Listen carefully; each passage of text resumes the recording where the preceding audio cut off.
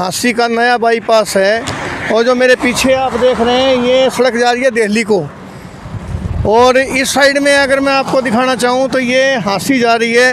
हांसी में ये आगे जाके एक सड़क समाधि की तरफ से सिसाई पुल की तरफ, और एक जो है खरड़चुंगी की तरफ चली जाती है। फिर वह आगे जा कर के ये तिकोने पार्क पर जाके मिल जाती है। और इधर जो हम देख रहे हैं ये हिसार, इस साइड में हिसार जा रही है। ये नया बाईपास है, लेकिन हमें जाना है इस रोड के ऊपर। ये जो आप रोड देख रहे हैं इसको कहते हैं लालपुरा रोड। ये आगे वैसे हिसार में जा रहा है। ये अगला चौराहा है। यहाँ से अगर आप इधर देखेंगे कुतुबपुर है, और इधर ज़रा दूसरी साइड और लो, ये साइड गई हिसार को। ये जो सड़क है नहर के साथ साथ हिसार। और ये जो जगह है ये है लालपुरा। लालपुरे के पास खेतों में जाना है अब हमारे को। और जो हम इधर भी एक बार दिखा दो, ये हांसी की तरफ जा रही है सड़क। ये यहाँ से ये हांसी गई। तो मैं थोड़ा सा इस सड़क के बारे में एक बार फिर बताता हूँ। ये हिंदुस्तान के सबसे प्राचीन मार्ग है जो मध्य एशिया से जोड़ता था। ये बाकी बाईपास बाद के निकले हुए अंग्रेज़ों के ज़माने से। पुराना रास्ता यही था कि जब इधर से ही हो करके लोग आते थे जाते थे। थोड़ा सा जो रूट पता लगा है वो ये गजनी से मुल्तान, मुल्तान से सिरसा, सिरसा से अग्रोहा, अग्रोदक, हिसार से हांसी। उस ज़माने में इसे आसिका या असी प्रदेश कहते थे। और यहाँ से हांसी के बाद महम, महम के बाद रोहतक, रोहतक के बाद दिल्ली, दिल्ली के बाद मथुरा, मथुरा के बाद पटना, और आगे जहाँ भी जाना है। ये सबसे पुराना रास्ता था। इसी प्रकार श्रीनगर से लेकर के जो नीचे दक्षिण तक रास्ता जाता था, उन दोनों इन रास्तों का संगम हांसी के पास होता था। यही कारण है कि जिस जगह मैं ले करके जा रहा हूँ ये बहुत ही ऐतिहासिक महत्व का स्थान है, जो अभी तक फिर बता रहा हूँ इतिहासकारों से छुपा हुआ रहा है। तो अब अगला पड़ाव उसी स्थान पर। ये हम लालपुरा गांव की तरफ आगे बढ़ रहे हैं। और ये देखिए ये एक छोटा सा गांव था लालपुरा, और यहीं से हम आगे खेतों के अंदर जाएंगे। यहाँ से फिर हम आगे इस साइड में चल दिए। और मेरे साथ है पवन सैनी, आज बड़ा साथ दे रहे हैं मेरा। और हम यहाँ जा रहे हैं, सीधा वो यहाँ से दिखना शुरू हो गया है लालपुरा गांव। और यहीं से हो करके हम यहाँ तक पहुँचे हैं। ये जो खेत देख रहे हैं इनमें एक दो जगह मजार भी दिखाई दे रही हैं। और ये सब पेड़ पौधे, अगर इधर मैं देखूँगा तो इधर हांसी है। पहले किला दिखाई दे जाता था क्योंकि पेड़ पौधे बीच में कट गए थे, फिर लोगों ने और ज़्यादा लगाए हैं। और यहाँ से आए हैं हम इस जगह पर। ये वो ऐतिहासिक जगह है जिसके बारे में मैं आपको बताना चाहूँगा। अब ये नज़ारा मैं इसलिए दिखा रहा हूँ कि ये कभी बहुत भयंकर जंगल था। जंगली पशुओं की यहाँ भरमार थी, और इसका बड़ा जिक्र आता है। मैं जो आपको बता रहा था कि ऐतिहासिक जगह वो ये है। यहाँ ये कमरा है। अब इसको लोग पीर बाबा की मज़ार कह के पूजते हैं, लेकिन किसी से पूछो कि क्यों पूजते हो तो किसी को नहीं मालूम।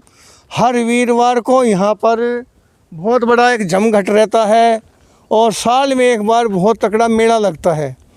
इस जगह का मैं नाम आपको बता दूं, लोग इसको कहते हैं घड़सीदा।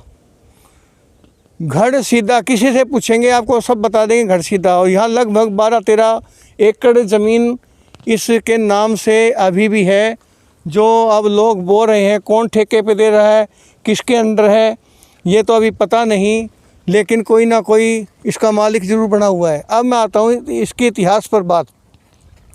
देखिए, मैं आपको कोई भी जानकारी दे रहा हूँ तो उसके पीछे हमारे पास तर्क हैं, हमारे पास उसकी बाकायदा लिखित में सबूत हैं। और इसके बारे में काजी शरीफ हुसैन हुए हैं, जो हमारे गवर्नमेंट स्कूल में एक अध्यापक थे। उन्होंने 1915 में एक किताब लिखी थी, उसका नाम था तज़किराए हांसी। उसके अंदर इसके बारे में विस्तार से लिखा है। अब क्या लिखा है? घड़सीदा। इसका एक्चुअल नाम है गंजे शहीदान। गंजे शहीदान इसका नाम है। अब क्यों है कि 1192 में तराइन के मैदान में जब पृथ्वीराज चौहान हार गया था मोहम्मद गौरी से, तो मोहम्मद गौरी ने अपनी सेना की अलग अलग टुकड़ियां बना करके जो बड़े बड़े महत्वपूर्ण किले थे उन पर कब्जा करने के लिए उनको भेजा, और एक टुकड़ी को उन्होंने हांसी पर भेजा क्योंकि ये सबसे महत्वपूर्ण जगह थी और बहुत स्ट्रॉन्ग टुकड़ी थी। उसको लेकर के जब यहाँ आए तो उन्होंने इस जगह साफ़ सुथरी जगह देखी, जंगल के बीच में थी, यहाँ अपना पड़ाव डाल दिया और सामने इस साइड में किला था ही हांसी किला, जिसको आप किला का देख के कह रहे हैं वो किला नहीं, हांसी का किला, चार दीवारी के अंदर जो जगह थी उसी को किला कहते थे, हांसी का किला। तो यहाँ उस वक्त राजपूत सेना डटी हुई थी, सुरक्षा कर्मचारी इतने तो नहीं थे क्योंकि बाकी तो युद्ध के मैदान में थे, सब जगह ये हो गया था पृथ्वीराज चौहान हार चुका है, तो सब में दहशत सी।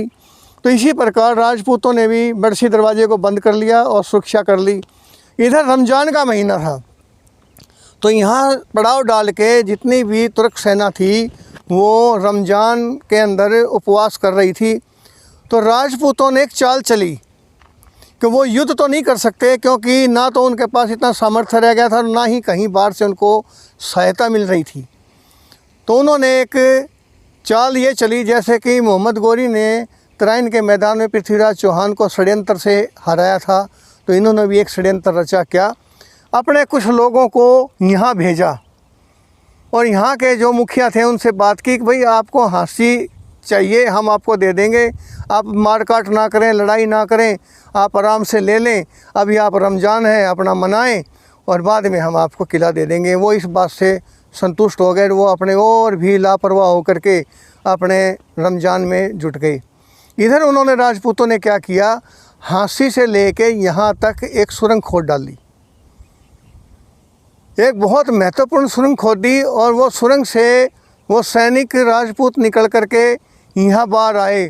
और जिस दिन ईद थी और सभी तुर्क सैनिक यहाँ पर नमाज में थे, तब उन्होंने एकदम बाहर निकल के उनको गाजर मूली की तरह से काटना शुरू कर दिया। और इसके अंदर हज़ारों की संख्या के अंदर, ये इसके अंदर लिखा हुआ है कि हज़ारों की संख्या के अंदर इनको काट डाला। और इसके अंदर कौन कौन लोग आए थे, उनके सरदार जो थे, ये मेरे पास इस किताब के अंदर हमने इसका हिंदी अनुवाद किया हुआ है। तो 3-4 से तुर्क सैनिक जो है ना, किसी तोहफे, हाँ उनको तोहफे भी देते रहे थे वो, और उन्होंने लाशें बिछ गई। और राजपूतों के हाथों जो मारे गए, तो यहाँ उनका मकबरा, जो लाशें इतनी हो गई थी यहाँ पर कि इसको जो है ना बाद में एक मकबरा इकट्ठा एक जगह ही दफना दिया उन सभी लाशों को।